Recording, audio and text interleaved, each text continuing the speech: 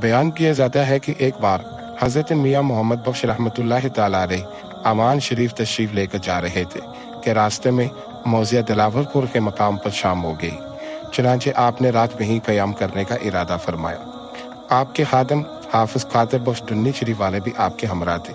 میاں صاحب علیہ رحمٰ نے ان سے فرمایا کہ میں مسجد میں جا رہا ہوں، آپ گھوڑی کو چودھریوں کی بیٹھک پر لے جائیں۔ جب حافظ صاحب چودھریوں کی بیٹھک پر ماؤ گھوڑی پہنچے تو اس وقت وہ چوپٹ کھیل رہے تھے، لہٰذا انہوں نے کوئی توجہ نہ دی۔ حافظ صاحب کو ان کا یہ عمل اچھا نہ لگا اور واپس تشریف لے آئے۔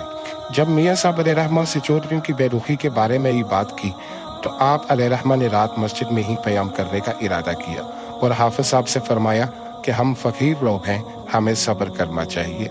تھوڑی دیر کے بعد ایک شخص مسجد میں داخل ہوا اور عرض کی کہ آپ نیک لوگ معلوم ہوتے ہیں، میں نے 11ویں شریف کا لنگر تیار کیا ہے، آپ چل کر ختم شریف پڑھ دیں۔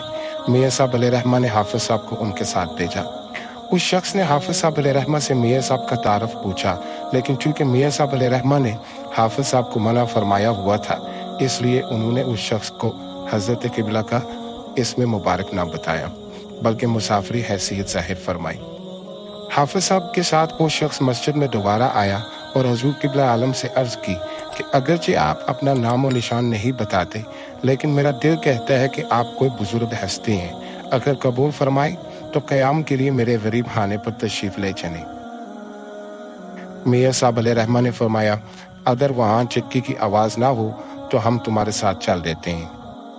اس شخص نے آپ کی خدمت میں کوئی کسر باقی نہ چھوڑی۔ اگلے دن بوقت رخصت حافظ صاحب نے اس شخص کو میاں صاحب علیہ رحمٰ کا تعارف کروا دیا۔ وہ شخص آہو بتا کرنے لگا، انتہائی عاجزی اور ادب سے عرض گزار ہوا کہ کاش کہ مجھے پہلے علم ہوتا تو میں مزید عقیدت و محبت کا اظہار کر پاتا۔ اس کے بعد کہنے لگا، میرے گھر کا حال تو آپ دیکھ چکے ہیں، دعا فرمائی میری غربت دور ہو جائے۔ اس پر آپ کا دریائے رحمت جوش میں آیا اور فرمایا کہ اللہ کے ہاں کوئی کمی نہیں، چودھریوں کی بے رخی کی وجہ سے ان کی دولت اٹھا کر تیرے گھر رکھ دی ہے اور تیری خدمت کی وجہ سے تیری غربت اٹھا کر چودھریوں کے گھر میں رکھ دی ہے۔